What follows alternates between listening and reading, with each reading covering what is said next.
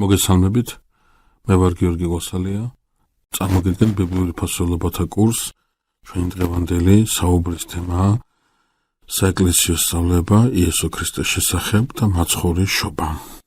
ახლა, როდესაც ჩვენ ამ თემას განვიხილავთ და ვსაუბრობთ მესიის ამ ქვეყნად მოსვლის შესახებ, ბევრ დეტალზე გვიწევს ყურადღების მიქცევა, ბევრი დეტალის წარმოჩენა არის ძალიან მნიშვნელოვანი.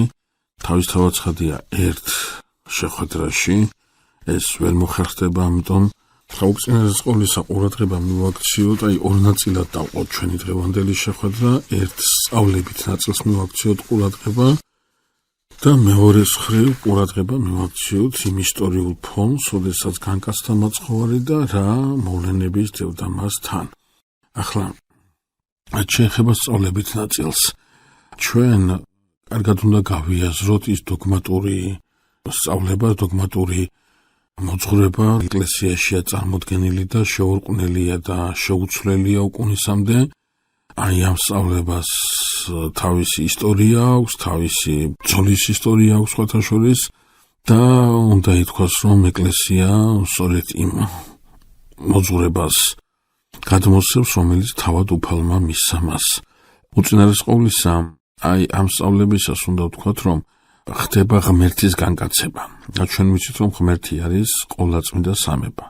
მაგრამ, როდესაც ვამბობთ, რომ ღმერთი განკაცდა, ამ შემთხვევაში ვგულისხმობთ, რომ განკაცდა მისი ერთ-ერთი ჰიპოსტასი, ერთ-ერთი პიროვნება, განკაცდა ძე ღმერთი, მამის მარადიული სიტყვა, მამის მარადიული ძე, და ეს ნიშნავს ის, რომ ეს მარადიული დაუტევნელი ყოვლის აღმავსებელი შემოდის ისტორიაში, შემოდის დროში, ხდება დატევნული ერთ ადამიანში, კერძოდ ყოვლადწმინდა ღვთისმშობლის წიაღში და როდესაც ჩვენ ვსაუბრობთ, ვახსენებთ ყოვლადწმინდა დედოფალს, ხაზს უსვამთ, რომ ის არის ღვთისმშობელი, მან შვა ღმერთი, ვინაიდან საეკლესიო სწავლება გვეუბნება ჩვენ ასეთ რამეს, რომ ხდება განკაცება ღმერთის, ესე იგი, ჩვენ უნდა გავიხსენოთ, რაზეც ვსაუბრობდით ადრე.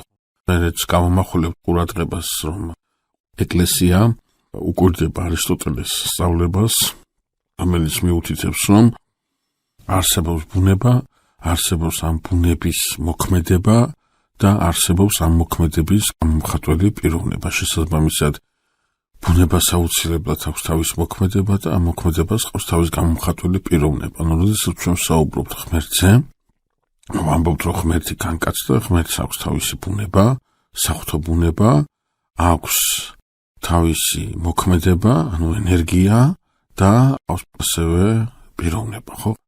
განკაცების დროს თავისთავად ცხადია, ამ თემებს ვეხებით, ხო? განკაცდა რას ნიშნავს, ხო? შეიმოსა, მიიღო ადამიანური ბუნება. რას გულისხმობთ ამაში? თუ კი იგივე ამ სწავლებას მივაქცევთ ყურადღებას, მას უნდა მიიღო ადამიანური ბუნება, ამ ბუნების მოქმედება და მიიღო ადამიანური პიროვნებაც. მაგრამ საეკლესიო სწავლებით, მართლმადიდებლური შეურყეველი სწავლებით ხდება რა? ხდება ღმერთის განკაცება, ანუ ღმერთი თავისი პიროვნებით განკაცდება საღვთო ბუნებით, საღვთო მოქმედებით და ადამიანური მხრიდან იღებს არა პიროვნებას, არამედ ბუნებას. თავისთავად ცხადია მის მოქმედებას. ანუ ვსაუბრობთ იმასთან დაკავშირებით, რომ ხდება პიროვნების გარეშე ადამიანის ბუნების მიღება. სხვაგვარად ვთქვათ, ღმერთმა მიიღო ის, რაც საერთოა ჩვენ ყველასათვის. მიიღო სულ ყველა ერთად, მიიღო ადამიანური ბუნება, ადამიანურობა მიიღო მან. განკაცებაში გულისხმობთ სწორედ ამას, რომ ადამიანურობა მიიღო მან. ანუ იესო ქრისტეში არის ორი ბუნება, ღვთაებრივი ბუნება და კაცობრივი ბუნება და არის ერთი პიროვნება, ადამიანური პიროვნება მას არ მიუღია. მან მიიღო მხოლოდ ადამიანური ბუნება, ანუ იესო ქრისტეში ვაღიარებთ ორ ბუნებას, ღვთაებრივს და ადამიანურს და ერთ პიროვნებას, ღვთაებრივ პიროვნებას, მხოლოდ ღვთაებრივ, ამიტომაც, როდესაც ვსაუბრობთ ყოვლადწმინდა ქალწულისაგან იესო ქრისტეს შობაზე, ვსაუბრობთ, რომ მან შვა ღმერთი, რადგან მისი პიროვნება არის ერთი და ის არის ღვთაებრივი პიროვნება. ამიტომაც ქალწულზე ვამბობთ, ის არის ღვთისმშობელი, ღმერთი შვა მან. ღმერთი მიმოვიდოდა ამ ქვეყანაზე, ღმერთი ეცვა ჯვარს და ასე შემდგომ და ასე შემდგომ. ღმერთი მოკვდა ჯვარზე. მოკვდა ადამიანური ბუნებით, მაგრამ კვდება თვითონ ღმერთი იღებს აი ამ ყველაფერს თავისი მოღვაწეობისას, ანუ სხვაგვარად რო ვთქვათ, აი ეს მომენტი ჩვენთვის ძალიან მნიშვნელოვანია, რატომ ამის შესახებ ცოტა მოგვიანებით ვიტყვით, ამ შეხვედრაში არა, სხვა შეხვედრის თემა იქნება ეს, მაგრამ არსებითად ყურადღება უნდა მივაქციოთ იმას, რომ ეს სწავლება არის მარად შეუძლებელი, მარად უცვალებელი, ეს სწავლება არის თავად ღვთისაგან განცხადებული თავისი ეკლესიისათვის. ამავდროულად დავსვენთ, რომ ბუნება, რომელიც მიიღო ღმერთმა, ეს ბუნება მარადის მასთან ყოფობს, განუშორებელია მისგან და ესეც ძალიან მნიშვნელოვანი დეტალია, რომლის შესახებაც ასევე სხვა შეხვედრისას დავძრავთ სიტყვას. აი ეს გახლდათ მოკლედ სწავლებითი ნაწილი ღმერთის განკაცებასთან დაკავშირებით. ბევრია კიდე თავისთავად ცხადია სალაპარაკო, მაგრამ ძირითადი და პრინციპული სათქმელი სწორედ ეს იყო. ესე იგი ერთია განკაცება და განკაცება როდის ხდება? განკაცება ბუნების მიღება, ადამიანური ბუნების მიღება როდის ხდება, როდესაც ყოვლადწმინდა დედოფალს ეხარება სამახარებლო სიტყვა, ეუწყება მთავარანგელოზისაგან და ყოვლადწმინდა დედოფალი დადებითად მიუგებს მას, ამის შესახებ თავისთავად ცხადია ვისაუბრებთ და შემდგომ ხდება მუსლადღების შემდგომ ხდება შობა მაცხოვრისა, ანუ ხდება სასწაულებრივი მოსვლა ამ ქვეყნად, ყოვლად ტკივილგაუნცდელად, ყოვლად უვნებლად, მუცლადღება და შობა, ისე რომ ყოვლადწმინდა დედოფლის ქალწულება არც მუცლადღებისას, არც შობისას არ დარღვეულა და მისი ქალწულება არის მარადიული. კიდევ ერთი დეტალი, რომელსაც ყურადღება უნდა მივაქციოთ, გახლავთ მაცხოვრის შობის თარიღი, ამოვლენის ზუსტი თვე და დღე, ასე დოკუმენტირებულად და დანამდვილებით არ არის ცნობილი. წარსულში ხდება შემთხვევები, როდესაც სხვადასხვა თარიღს ასახელებენ, ზოგადად დათვლილია 126-მდე სხვადასხვა თარიღი, სხვადასხვა სექტები, სხვადასხვა დროს აღნიშნავდნენ მაცხოვრის შობას. ერთი კერძო მოსასწრების თანახმად ქრისტე დედამიწაზე იყო სრული 3 წლის განმავლობაში, როგორც სრულყოფილი რიცხვის სრულყოფილებას უფრო აქცევენ ყურადღებას, ვიდრე რაიმე დოკუმენტირებულ ან რაღაცა ფაქტს და ამ მოსაზრებას მოყვა ის, რომ ქრისტე დიდი ალბათობით მუცლადღებულ იქნა იმ წლის იმავე დღეს, როცა ევნებოდა ჯვარს, ანუ ხარების დღეს, რომელიც ზოგიერთი გათვლებით ჯვარსმის დღეს ემთხვევა. ასე კი, როდესაც მაცხოვარი ჯვარს აცვეს წელს 25 მარტს ემთხვევა მართლა და აქედან 9 თვეს ითვლიან და ქრისტეშობის თარიღად 25 დეკემბერს ასახელებენ, ანუ ამ თარიღის ლოკალიზაციის ერთ-ერთი დეტალი გახლავთ ეს. ეს თარიღი სარწმუნოდ მიაჩნდა უკვე წმინდა იპოლიტეს მე-3 საუკუნეში, შემდეგ კი მას მხარს უჭერდა წმინდა იონი ოქროპირი და ნეტარი ავგუსტინეც. ამრიგად ძალიან სავარაუდოა, რომ ქრისტეშობის აღნიშვნის თარიღი მოდის იმ დროს, როდესაც ეს მართლა რეალურად მოხდა. ყოველ შემთხვევაში ეს ყველაზე ადრეული დამოკიდებულება რაც იყო, ეს გაგაცანით. ახლა ამავე დროს ძალიან საინტერესოა ისიც, რომ მეორე ტაძრის ეპოქაში მაკაბელთა აჯანყების შედეგად ტაძრის გაწმენდა ხდება ასევე 25 დეკემბერს და ეს თარიღი რაღაცნაირად ძალიან თვალშისაცემია ბიბლიური კითხვის დროსაც. შესაბამისად, რაღაცნაირად ხდება ყურადღების გამახვილება სწორედ 25 დეკემბერზე. ადრეულ ქრისტიანულ ეკლესიაში არ არსებობდა შობის ცალკე აღნიშვნის ზოგადი ტრადიცია. მე-4 საუკუნისათვის ქრისტიანები აღნიშნავდნენ ღვთის განცხადებას, რომელიც მოიცავდა უფლის სამყაროში მოსვლას, შობას, ყმა იესოს გამოჩენას ტაძარში და ქრისტეს გამოჩენას მდინარე იორდანეში ნათლობის შემდეგ. ქრისტეს შობის თემა ღვთის განცხადების დღესასწაულზე ცენტრალური იყო, ანუ ერთმთლიანობაში აღნიშნავდნენ ამას და ღვთის განცხადების აი ამ ერთმთლიან თარიღში განსაკუთრებულ ადგილს სწორედ შობის თემას ანიჭებდნენ. ადამიანური ბუნებით უფალი იესო ქრისტეს შობის დღესასწაულის ცალკე დამოუკიდებელ დღესასწაულად გამოყოფა მალე არ მომხდარა. ითვლება, რომ ამ ნაბიჯის ერთ-ერთი მიზანი აპოლოგეტური იყო.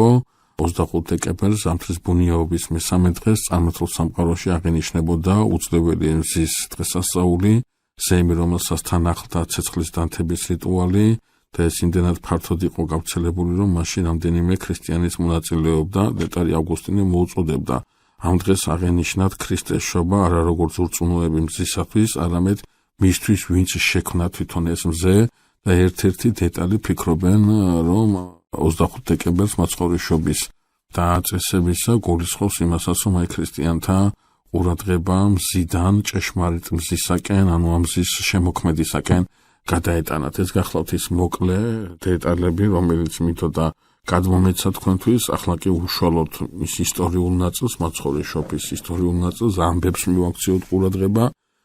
ასევე მნიშვნელოვანი გახლავთ ის, რომ მაცხოვრიშობის შესახებ წინასწარმეტყველებები გაჟღერებული იყო უკვე და ეს არ იყო რაღაცა ვიწროწრისათვის ცნობილი, ეს ყველა მიცოდა მიქა წინასწარმეტყველის სიტყვები, რომელიც ბეთლემს უკავშირდება. შენ კი ეფრათას ბეთლემო, უმცირესი ხარ იუდას ათასეულთა შორის, მაგრამ შენგან გამოვა მეფე ისრაელში და ძველთაგან იქნება მისი წარმოშობა საუკუნო დღეებიდან. ეს გახლავთ ის სიტყვები, რომელიც ყველა მიცოდა, რომ მესიანური შინაარსის იყო და ამიტომაც მესიას სწორედ ბეთლემიდან ელოდნენ. გარდა ამისა, ცნობილია ისიც, რომ პირველ სახარება ჩვენ თავის დროზე ამასთან დაკავშირებით ვისაუბრეთ, უკავშირდებოდა ქალწულისაგან მშობას, მაცხოვრიშობას, ოდესაც ნათქვამია, რომ დედაკაცის თესლის ან მოსული გველს თავს გაუჭეჭყავს, ხოლო გველი მას ხუსლს დაუგესლავს, ამის შესახებ ჩვენ უკვე ვისაუბრეთ და დედაკაცის თესლი სწორედ ასე იყო გააზრებული და ეს ჭეშმარიტად ასეა, რომ საუბარი ეხება სწორედ ქალწულისაგან, ანუ სასაულებრივ შობას, მესიის შობას სასაულებრივი უნდა იყოს და შესაბამისად სწორედ აი ამ დეტალსაც აქცევდნენ ძველი აღთქმის ეკლესიაში ყურადღებას. ასევე ცნობილია ესაიას წინასწარმეტყველება, აჰა ქალწულმან მუცლად იყოს და შვენს ძე და უწოდონ სახელი მისი ემანუელ და ჩვენ ახალი აღთქმის ფურცლებზე ვკითხულობთ მათ ეს სახარებაში, ის პირდაპირ ციტირებს ესაიას წინასწარმეტყველებას და მას იესოს შობას უკავშირებს, სახელი ემანუელი ითარგმნება როგორც ჩვენთან არის ღმერთი და ეს გულისხმობს იმას, რომ ახლა ღმერთი ისრაელთან ყოველთვის იყო, მაგრამ ამ შემთხვევაში ეს ღმერთის ჩვენთან ყოფობა ხაზგასმულია, რომ ასე ახლო, ასე უშუალოდ, აი ასე ადამიანებს შორის განსაკუთრებით ამ დროს იქნებოდა ღმერთი და სწორედ ამ შობას დაუკავშირდებოდა. გარდა ამისა, მეგობრებო, ყურადღებას ვაქცევთ იმასაც, რომ იყო წინასწარმეტყველებები იმასთან დაკავშირებით, რომ მესია უნდა ყოფილიყო დავითის სამეფო საგვარეულოდან. ესაია წინასწარმეტყველი პირდაპირ ამბობს, გამოვიდეს კვერთხი ძირისაგან იესესა და ყვავილი ძირისაგან აღმოხდეს იესე. ეთქვა დავითის მამას, დავითი იესეს ძე იყო და იესეს კვერთხი ამოვაყლორტ იესას ღეროდან და მისი ფესვის ამონაყარი გაიხარებს. გულისხმობდნენ იმას, რომ სწორედ კარგახნის გარდაცვლილი დავითის შემდგომ ხდებოდა სასწაულებრივი მოსვლა მისი მემკვიდრისა, მისი შთამომავლისა, რომელიც მესიანური ღირსებით იქნებოდა წარმოდგენილი. იერემია წინასწარმეტყველი ასევე ყურადღებას აქცევს დავითის სამეფო საგვარეულო შთამომავლობას მესიასთან დაკავშირებით, ეწერა დღენი მოვლენი ტყვის უფალი და აღუდგინოთ დავითს აღმოსავალი მართალი და მეფობდეს მეფე მართალი და გულისხმაყოს და ქნას განკითხვა და სიმართლე ქვეყანასა ზედა. ახალი აღთქმის აღსრულებისას ეს ყველაფერია მათესა და ლუკას სახარებების დასაწყისში მოცემული გენეალოგები ადასტურებენ იესოს წარმომავლობას დავითის მეფის საგვარეულოდან და მთავარანგელოზი გაბრიელი პირდაპირ ეუბნება მარიამს, ის იქნება დიდი და უზენაესის ძედი წოდება და მისცემს მას უფალი ღმერთი მისი მამის დავითის ტახტს და იმეფებს იაკობის სახლზე საუკუნოდ და მის სამეფოს დასასრული არ ექნება. ეს დავითის შთამომავლობის დეტალი ასევე ხაზგასმული იყო, რატომ ამბობთ ამას, ცოტა მოგვიანებით აუცილებლად ხაზს გაუსვავთ და გარდა ამისა ჩვენთვის მნიშვნელოვანია კიდევ ერთი წინასწარმეტყველება, რომელიც უკავშირდება იაკობ ამომთავრის კურთხევას, მისი ერთ-ერთი შვილისადმი.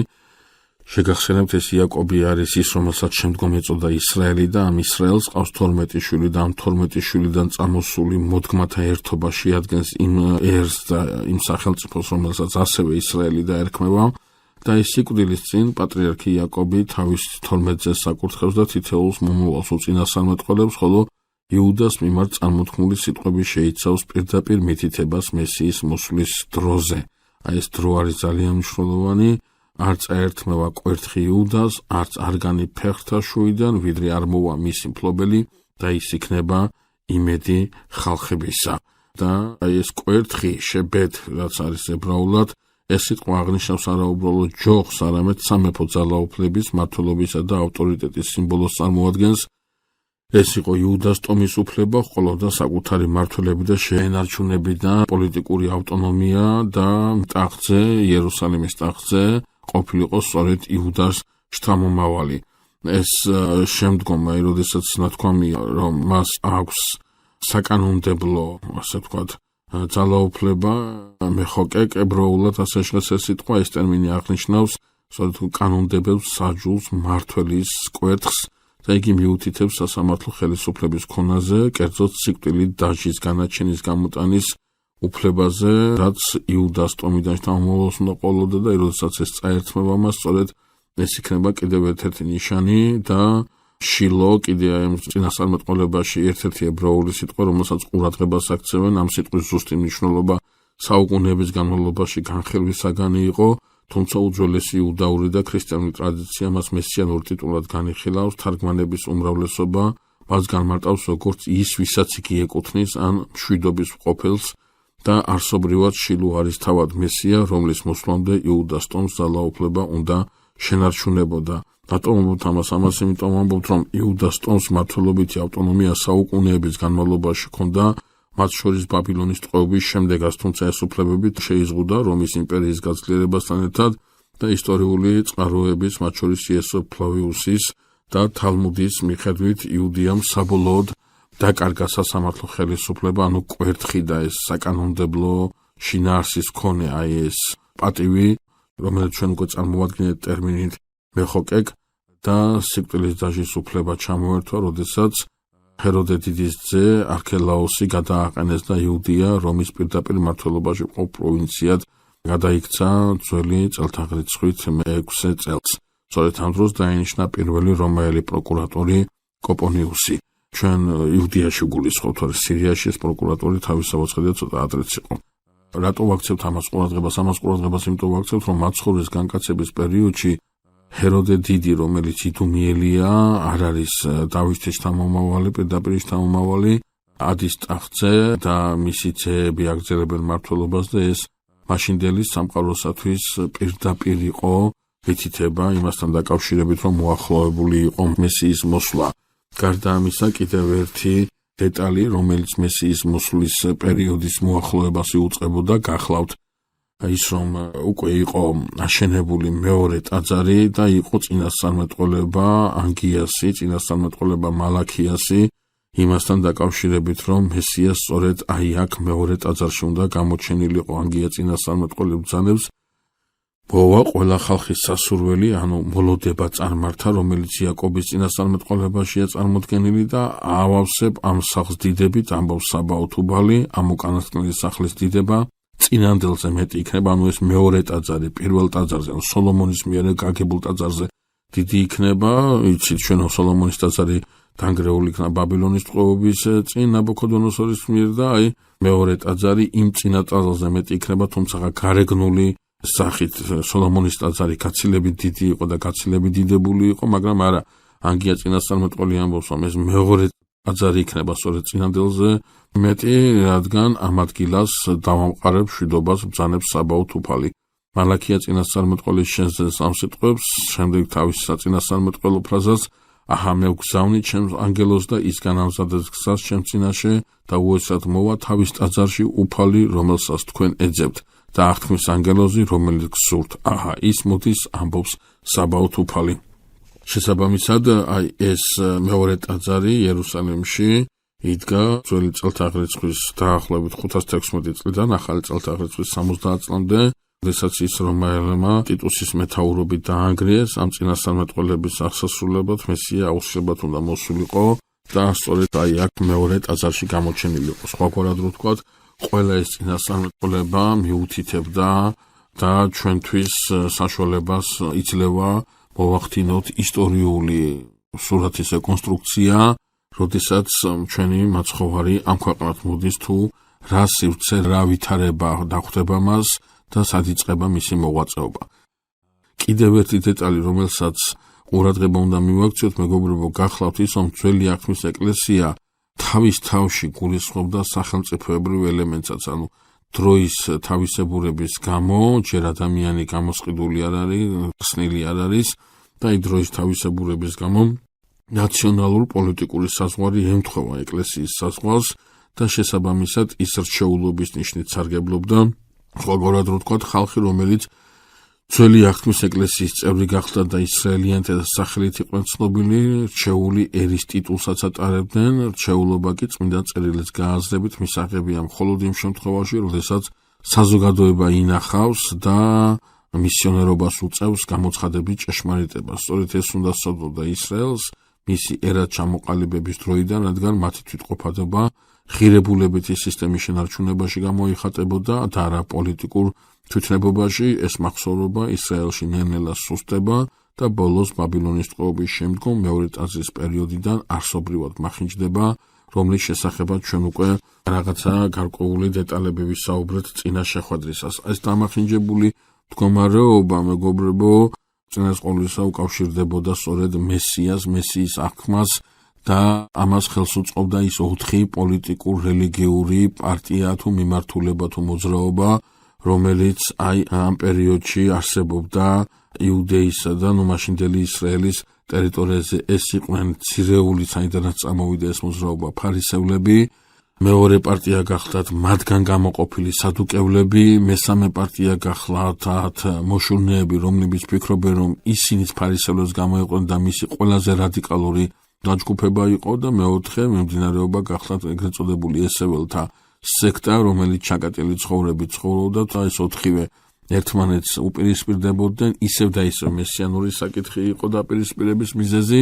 ჩვენ უკვე ვისაუბრეთ წინა შეხვედრაზე, რომ სადუკეველთა გამოყოფა ფარისეველთა პარტიიდან უკავშირდებოდა ერთ პიროვნებაში მეფისა და მღვდელმთავრის ტიტულის გაერთიანებას და გარდა ამისა შემდგომ იყო სხვა მოვლენებიც. სადუკევლები მცირერიცხოვანი იყვნენ, მაგრამ ძალიან გავლენიანი იყვნენ პოლიტიკურ სივრცეში, ფარისევლები მრავალრიცხოვანი იყვნენ, ძალიან გავლენიანი იყვნენ ხალხში. მოშურნეები ყურადღებას იქცევდნენ თავიანთი ტერორისტული ქმედებებით, რაც სისხლის ზღვრასა და დაუნდობელ მოქმედებებში გამოიხატებოდა, ხოლო ესეველები ცნობილი იყვნენ თავიანთი ჩაკეტილი ცხოვრებით და სატაძრო მსახურებასთან კავშირის გაწყვეტით.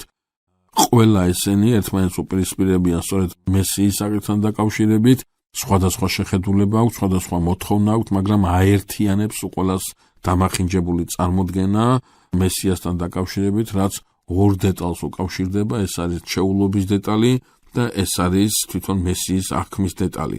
ისრაელში როგორც რჩეულ ერში თავიდანვე არსებობდა აღთქმა მესიის შესახებ, რომელიც სწორედ ისრაელის წიაღში უნდა მოსულიყო. იმდენად, რამდენადაც დროთა განმავლობაში ისრაელში რჩეულობის იდეა ღირებულებითიდან პოლიტიკურ სფეროში გადავიდა, ანუ მესიის რელიგიური გააზრება დამახინჯდა მიწიერი ინტერესებით, ამიტომ მესიანური იდეის პოლიტიზირება, გამიწიერება მოხდა და შესაბამისად ის რჩეულობა დაიცალა იმ ნიშნისაგან, რომ რჩეულს აქვს მოვალეობა და რჩეულის იდეა მოვალეობათა სფეროს კი არა, უფლებათა სფეროში გადავიდა. ფიქრობდნენ, რომ რჩეული ეს იყო ის, რომელიც ღმერთმა სხვას ამჯობინა რაღაცა ნიშნით და ეს უპირატესობა მათ აძლევდა ერთგვარ გარანტიას იმისას, რომ მიუხედავად ყველაფრისა, ისინი ღმერთისაგან ყოველთვის გამორჩეული იქნებოდნენ და ამ რჩეულობას ისინი არ დაკარგავდნენ. აი გაგვახსენდება იონე ნათლისმცემლის შენიშვნა სმენელებისადმი, რომელიც ეუბნება, ნუ იქადით, რომ ძენი ხართ აბრაამისანი, რამა თუ ძალოს ღმერთსა ქვათაგან ამათგან აღდგინება ძეთა აბრაამისა და რაში იყო საქმე. საქმე ეს გახლავთ, რომ თვითონ ეს მოვლენა, თვითონ ეს ფაქტი, რომ აბრაამი შთამომავალი იყვნენ, მათ აძლევდა უპირატესობას, ასე ფიქრობდნენ, აძლევდა უპირატესობას სხვაზე და ყურადღებას არ აქცევდნენ ცხოვრების წესს, იმ მთავარ მცნებებს, რომელიც ღმერთმა მისცა ისრაელს, სიყვარულს ღმერთისას და სიყვარულს მოყვასისას და ისინი ამას დამახინჯებულად აღიქვავდნენ თავიანთი, ასე ვთქვათ, შეხედულებების მიხედვით აღასრულებდნენ ამ ცნებას, დავიწყებული ჰქონდათ რაც იყო მთავარი და აი მეორე ხარისხოვანზე იყვნენ გადაგებულები, რამაც გამოიწვია მათში რჩეულობის იდეის დამახინჯება. მესია, რომელიც ლევაშემოსილი მიწიერი მეფის იდეებით იყო წარმოდგენილი მეორე ტაძრის ეპოქის ისრაელიანთა აზროვნებაში, გააზრებული იყო იმ პოლიტიკურ მოღვაწედ, რომელიც ისრაელს გაანთავისუფლებდა რომის ბატონობისაგან და ისრაელს ახურდგენდა დავითის დროინდელ სამეფოს. შესაბამისად, მეგობრებო, ხონდათ აი ასეთი დამოკიდებულება, რომ მესია უნდა მოსულიყო და გაინთავისუფლებინა რისგან? გაინთავისუფლებინა არა მათი სულიერი ავადმყოფობისაგან, ანუ ადამიანი გაინთავისუფლებინა არა მისი სულიერი ავადმყოფობისაგან და განეკურნა ის ვნებებისაგან და ცოდვის ბატონობისაგან ეხსნა. არამედ ეცხსნა პირდაპირ იყო გაგებული, რომ როგორც ჩეულერს მესია მოვა, რომის ბატონობის უღელს გადააგდებს და გააბატონებს ყველა ხალხზე და აღადგენს დავითის დროინდელ სამეფოს და ამ სამეფოს ექნება შეუძრველობა და ეს სამეფო მარადის ძლიერი იქნება მსოფლიოში და მარადის დომინირებადი იქნება სწორედ მესიის ღვაწლის შედეგად. ახლა აქედან გამომდინარე კიდევ ერთ დეტალს უნდა მივაქციოთ ყურადღება, მეგობრებო, ვინაიდან აი ეს ორი მომენტი კარგად გვიჩვენებს ჩვენ იმ დაპირისპირებას და დაპირისპირებაც მაცხოვართან დაკავშირებით ხდება სახარებაში. აი ვთქვათ, ერთი მაგალითი რო ავიღოთ, ხო? ერთი კონკრეტული მაგალითი რო ავიღოთ. როგორ იყო გაგებული ტერმინი მართალი აი ამ პერიოდში. იმ დროს, როდესაც ეს ტერმინი აბსოლუტურად სხვა მოღვაწეობას და აბსოლუტურად სხვა შინაარსს გულისხმობდა, ამ ეპოქაში ეს ტერმინი უკავშირდება სწორედ აი ამ დამახინჯებულ იდეას, გან მესიამ მათი წარმოდგენით უნდა აღადგინოს დავითის ძლევამოსილის სამეფო და ისრაელის სამეფო ყველაზე დომინირებადი და ძლიერი უნდა გახადოს მთელ მსოფლიოში. ამ სამეფოს თავისთავად ცხადია უნდა ყავდეს თავისი მოქალაქეები და აი მესია, როდესაც მოვა, ვინც იქნება მართალი, აი იმას სწორედ მისცემს ბევრ მიწებს, ბევრ მონებს, გაანთავისუფლებს გადასახადებისაგან და ასე შემდგომ და ასე შემდგომ. ვინ იქნება მართალი? მართალი ის იქნება, ვინ წესებს ზედმიწევნით აღასრულებს. მე თქვენ გაგახსენებთ წინა შეხვედრაზე აღნიშნულ ერთ დეტალს, რომელიც ახასიათებს აი ამ მოვლენას და ძალიან კარგად გვაშინა არსებინებს მას. დროის თავისებურებიდან და მოთხოვნის თავისებურებიდან გამომდინარე, განსაკუთრებულად ყურადღება მისაქცევი გახდა იუდაური დიასპორისათვის და უკან დაბრუნებული საზოგადოებისათვის შაბათის დაცვის იდეა, ტაძრის იდეა და წესების შესრულების იდეა, ვინაიდან ამით უნდა გამოერჩიათ მათ, ამით უნდა განესხვავებინათ მათ თავი წარმართებისაგან და ისრაელის ყოფილ ტერიტორიაზე ჩასახლებული სხვადასხვა ტომებისაგან, ანუ იდენტობის შენარჩუნების საშუალებად იქნა ის შერჩეული და დროთა განმავლობაში ეს ყველაფერი უფრო მძიმდებოდა, სხვადასხვა წესებით იმკობოდა, ამ წესებს იგონებდნენ როგორც ფარისევლები, ისე სადუკევლები. გააჩნდა იმას, თუ რომელი ხელმძღვანელი იყო მაშინ იუდეველთა სათავეში მოქცეული, თუ ის ფარისეველთა მხრიდან იყო ხარდაჭერილი, მაშინ ამ კანონების შემოქმედებაში აქტიურ მონაწილეობას ფარისევლები იღებდნენ, რათა ეს სიამოვნებინათ თავიანთი ჩეული მართველი, თუ პირიქით სადუკეველთა სიმპათიებს ემსახურებოდა ეს მართველი, მაშინ სადუკევლები გამოდიოდნენ ამ გამომგონებლობის გზაზე და მაცხოვრის პერიოდში ძალიან ბევრი წესები დაგროვდა, ზოგჯერ ღიმილის მომგვრელიც კი და ირონიის ღირსიც კი, რომელსაც არაფერი კავშირი არ ჰქონდა არც სულიერებასთან, არც რელიგიურ ღვაწლთან, უბრალოდ რაღაცა გარეგნული წესების თამაში იყო და მეტი არაფერი და აი ამას ვინც ზედმიწევნით შეასრულებდა და ვინც უფრო მეტ შეასრულებდა, ის უფრო მეტად მართალი იქნებოდა, ის უფრო მეტად ვალდებულს გახდიდა მესიას, რომ მესია რომ მოვიდოდა, ის უფრო დიდი პატივისა და დიდი რჩეულობის ღირსი გაეხადა. ამიტომაც ცდილობდნენ წესების ზედმიწევნით ესრულებინა, წესების ზედმიწევნით დაეცვათ, რომ მესია როცა მოვიდოდა, აი ეს წესები დაეხვედრებინათ მისთვის და ამ წესების დაცვის საპირწონედ მესიას მათთვის რაღაც წყალობა გადაეცა. აი გაგახსენდება ჩვენ მეზვერისა და ფარისევლის ლოცვა ტაძარში, გაგახსენდება ფარისეველი როგორ ლოცულობს და ამბობს, რომ ის მარხულობს, ლოცულობს, შესაწირავს იძლევა და სულაც არ მისდევს იმ წესს, რომელ წესაც აი ეს მეზვერე მისდევს, რომელიც ტაძრის ბოლოში დგას და ამისათვის მადლობასაც კი ეუბნება ღმერთს. წმინდა მამათა ლიტერატურაში პირდაპირ არის მითითებული, ეს კაცი მართლა ასე ცხოვრობდა, ხმად რელიგიური იყო, მაგრამ მაცხოვრის მითითებით გამართლებული უფრო გამოვიდა სწორედ ეს მეზვერე, რომელიც ჯიხსი კერძს ირყავს და ღმერთს ეხვეწება ცოდვათა მიტევებას, ღმერთო მილხილე მეწოდულს ამას და შემიწყალეუბნება და შესაბამისად აი ამ მოშორის განსხვავებაა წარმოდგენილი მაცხოვრის მიერ სწორედ, რაც განსხვავებაა ის, რომ ფარისეველი, რომელიც ხმად რელიგიური მოღვაწე არის, კმაყოფილი იმ წესების შესრულებით, რომელ წესებსაც ასრულებს, თითქოს და რაღაცა დეკლარაცია აქვს წარდგენილი ღმერთის წინაშე, რომელსაც ეუბნება, რომ აი ამ ყველაფერს ვაკეთებ და ახლა მესია რომ მოვა, ეს ღვაწლი მესიამ მას არ უნდა დაუვიწყოს და შესაბამისი საპირწონე ყალობა უნდა აღმოუჩინოს და გაამდიდროს ის იმ დროს, როდესაც მეზვერეს არაფერი აქვს წარსადგენი ღმერთის წინაშე, ერთადერთი იმედი, რაც მას მესიასთან აკავშირებს, ეს არის ის, რომ მესია მას წყალობით მოხედოს. ამიტომაც ეს აუკუღმართებული დამოკიდებულება არის სწორედ რომელიც ხდება კონფლიქტის მიზეზი იესო ქრისტესა და იმდროინდელ მოღვაწეებს შორის. როდესაც გამოდის მაცხოვარი და ჯერ იოანე ნათლისმცემელი გამოდის და ამბობს, რომ შეინანეთ ამ თუ მოახლოებულა სასუფეველი ცათა. შემდგომ მაცხოვარი გამოდის და ასევე ცათა სასუფეველის მოახლოებას აკავშირებს სინანულთან. გაუგებარია აი ამ წესების შემსრულებლებისათვის, რაში ჭირდებათ მას სინანული, თუ კი წესებს აღასრულებენ, რა აუცილებელია მესიას დახვდნენ სინანულით, თუ კი მათი ციან, რომ მესიას უნდა დახვდნენ წესების შესრულებით.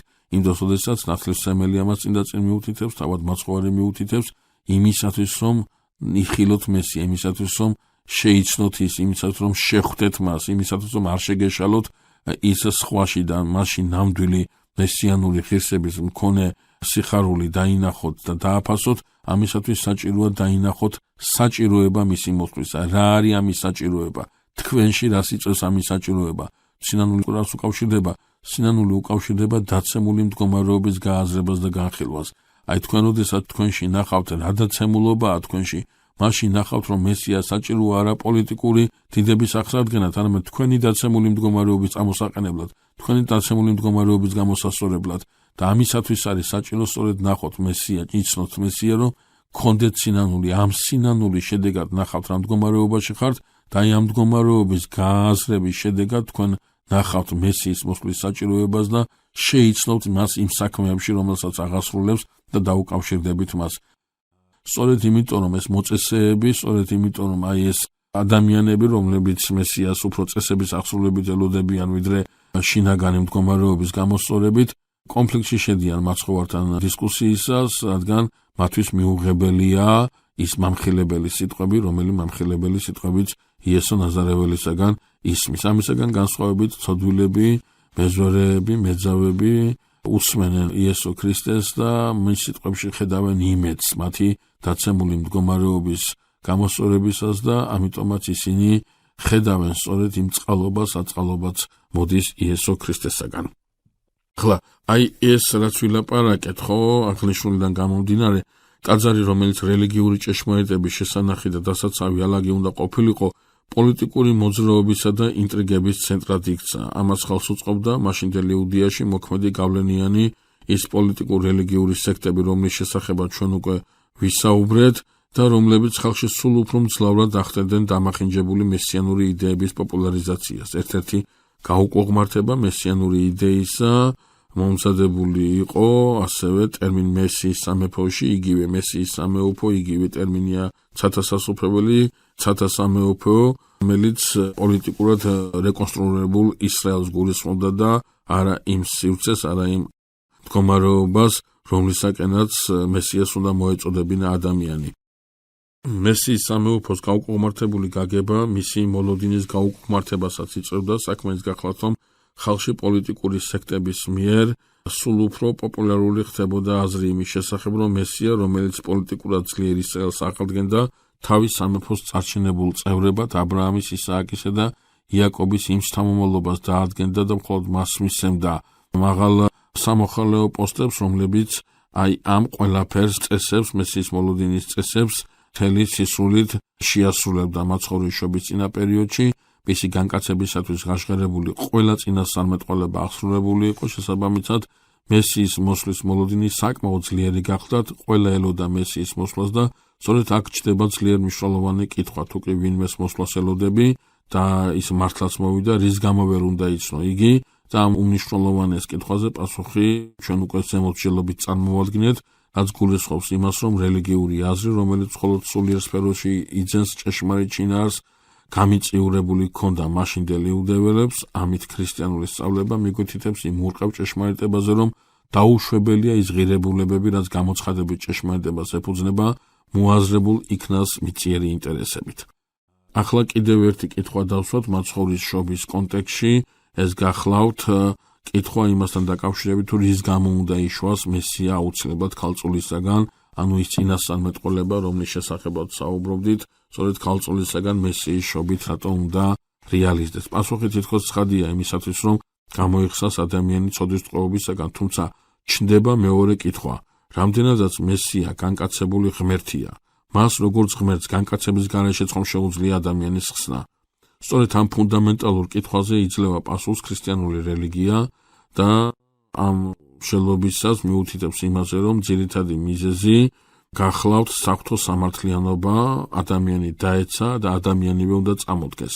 გავიხსენოთ, რომ ღმერთი, რომელმაც ადამიანი შექმნა, თავის ხატად და მასში ჩადებულ თავისუფლებას ყოვლად შეუხებელს, ტოვებს მაშინაც კი, როდესაც ადამიანი ცოდვით ეცემა, ანუ არ ემორჩილება მას, რომელსაც მთელი სამყარო მორჩილებს, სწორედ ეს თავისუფლება უნდა იყოს შენარჩუნებული ადამიანის გამოხსნის შემთხვევაში. სხვაგვარად რო ვთქვათ, ადამიანს ხსნა კი არ უნდა მიესაჯოს, როგორც სამოთხე მისჯილი არ ჰქონდა ადამიანს, არამედ ის შეთავაზებული უნდა იყოს, დაბრუნებული უნდა იყოს ადამიანისათვის სწორედ ისე, როგორც სამოთხეში მყოფი ადამიანისათვის იყო შეთავაზებული განხრთობა, რომლის უარყოფაც მას ნებისმიერ დროს შეეძლო. აქვე ისმის მეორე კითხვა. მესიის შობამდე მოღვაწე მართლა უდიდესი რწმენითა და ღვთისმორჩილებით ცხოვრობდა, რის გამო ვერ მოახერხეს საკუთარი თავის ხსნა, რის გამო ვერ მოახერხეს ადამიანის ხსნა, ისინი ხომ მართლაც რჩეულები იყვნენ ღვთისა და ამ რჩეულობას მთელი ცხოვრებით ადასტურებდნენ. ამ კითხვაზე ორი უმნიშვნელოვანესი პასუხია გასაცემი. პირველი ის, რომ ყველანი, ვინც მესიის შობამდე მოღვაწეობდა, ვერ შეძლებდა ადამიანის გამოხსნას იმდენად, რამდენადაც თავის თავშივე ატარებდა ცოდვას, თავის თავშივე ატარებდა ავადმყოფობას. სხვაგვარად რომ ვთქვათ, კაცობრიობის ისტორიაში ვერავინ გვხვდება ისეთი, რომელიც დედის წიაღიდანვე წინაყარი არ ყოფილიყო ხრწნილებასა და ცოდვასთან. სწორედ ამიტომ აუცილებელი იყო მესია შოფილიყო ქალწულისაგან, სადაც ყოველგვარი აჩრდილი ცოდვისა წარხდომილი გახლდათ. სხვაგვარად რომ ვთქვათ, მეგობრებო, როდესაც მაცხოვარი იღებს ადამიანურ ბუნებას, ის იღებს ადამიანის დაცემულ ბუნებას, მაგრამ თვითონ მაცხოვარი არის ყოვლად უცოდველი, ანუ იღებს არა ცოდვას, არამედ იღებს ცოდვის შედეგებს, იღებს ამ ავადმყოფობას, ამ დაცემულ დაავადებულ ბუნებას. მას ეწოდება ეგრეთ წოდებული უყვედრებელი ვნებები, ანუ მაცხოვარს თავისი ადამიანური ბუნებით ტკივა, შია, წყურია, იღლება, ეძინება, ტირის და ასე შემდგომ, არა იმიტომ რომ ის ცოდვასთან არის წინაყარი, არამც ის არის ყოვლად წმინდა, მაგრამ მას აქვს ამ ცოდვის შედეგები მიღებული, ასე ვთქვათ, სხვადასხვა სისუსტეები, რომელიც ადამიანურმა ბუნებამ მიიღო თავისი დაავადების შედეგად, ეს შედეგები მიიღო მაცხოვარმა, მაგრამ ის არის ყოვლადწმინდა, ანუ სხვაგვარად რო ვთქვათ, ის არის სწორედ ის ადამიანი, განკაცებული ღმერთი, ის არის ის პიროვნება, ჩვენ ხო ვთქვით, რომ ორი ბუნებაა და ერთი პიროვნება და ეს ერთი პიროვნება ღვთაებრივია, ეს არის სწორედ ის ერთი პიროვნება, რომელიც ყოვლადწმინდა, ცოდვასთან არანაირი ზიარება არ აქვს და შესაბამისად სწორედ მისი სამოღვაწეო ღვაწლი იქნება გამსაზღვრელი ადამიანის გამოხსნისა, სხვა ამას ვერ შეძლებს, ამიტომ შეძლებს მხოლოდ იესო ნაზარეველი. მეორე უნდა გავიხსენოთ ის, რომ ადამიანის ცოდვით დაცემა განიხილება როგორც ზნეობრივი, არამედ როგორც ონტოლოგიური აქტი. ადამიანის დაცემა გახლავთ არა მარტივად რაიმე დანაშაული, არამედ მისი ბუნების დაავადება. შესაბამისად ამ ბუნების განკურნებას სჭირდება განსაკუთრებული მკურნალი. ეს მკურნალი, ეს მხსნელი თავის თავში უნდა ატარებდეს იმ ძლიერებას, რომელიც აღემატება ქმნილების სისუსტეს. იმისათვის, რომ ადამიანის ბუნებიდან ამოძირკულ იქნას სნეულება და სნეულების ფესვი, საჭიროა სისხლი დაეღვაროს იმან, რომლისათვისაც სრულიად უცხოა ცოდვა, რომელიც არის წყარო ძლიერებისა.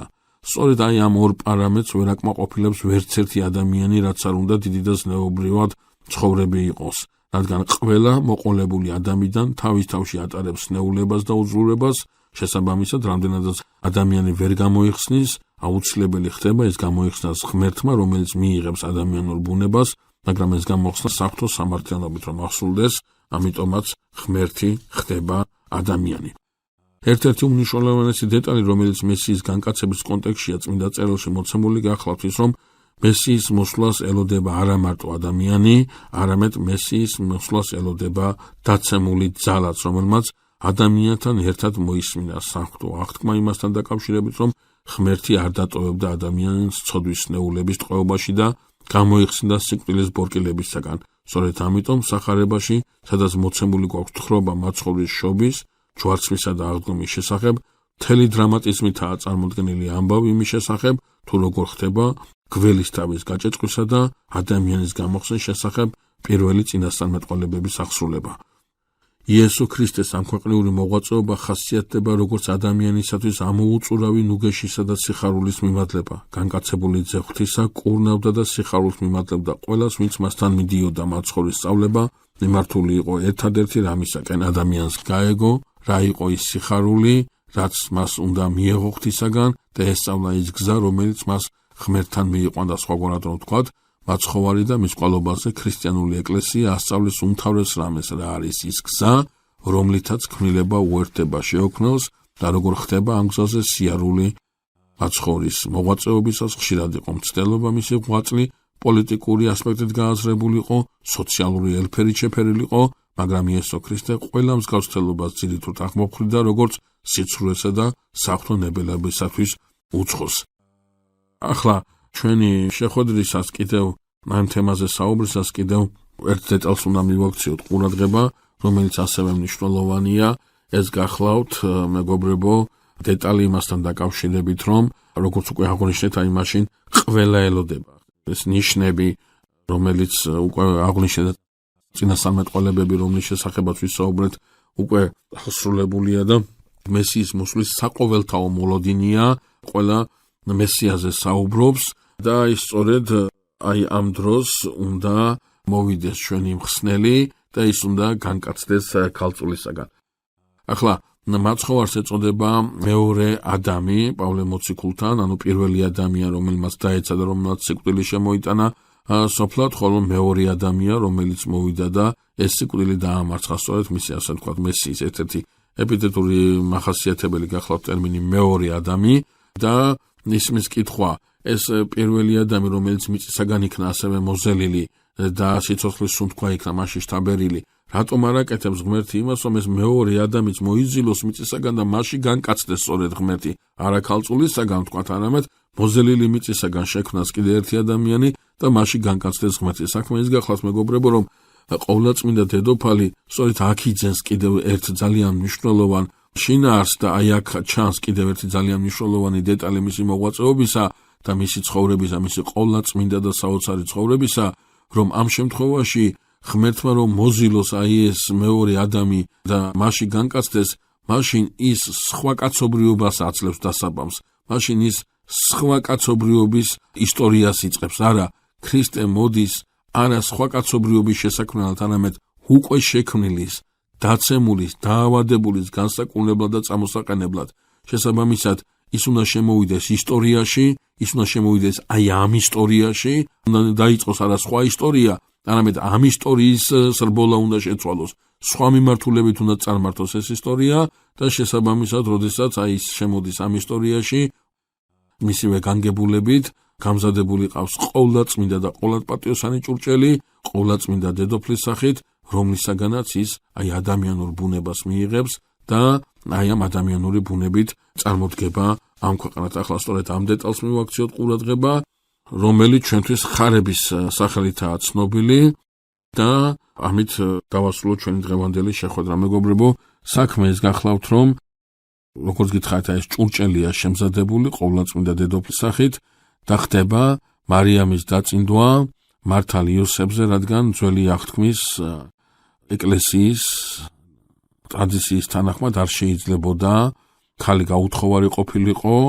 ძველი აღთქმის ეკლესიაში ჩვენ გვაქვს გამონაკლისები ქალწულებისა, მაგრამ ინსტიტუტი, ქალწულობის ინსტიტუტი როგორც ასეთი არა გვაქვს და ამიტომ ყველა ქალი უნდა გათხოვდეს და ყოვლადწმინდა მარიამს, რომელსაც დადებული აქვს აღთქმა ქალწულებისა და უბიწოებისა, მიუხედავად ამისა, ის მაინც უნდა გათხოვდეს, ის მაინც უნდა ასე ვთქვათ, აი ამ წესს დაემორჩილოს, თუმცა ეს არ ნიშნავს იმას, რომ მას ვინმე დაავალდებულებს თავისი აღთქმა უარყოს. ეს აღთქმა არის დადებული არა კაცის, ადამიანის, არამედ ღვთის წინაშე.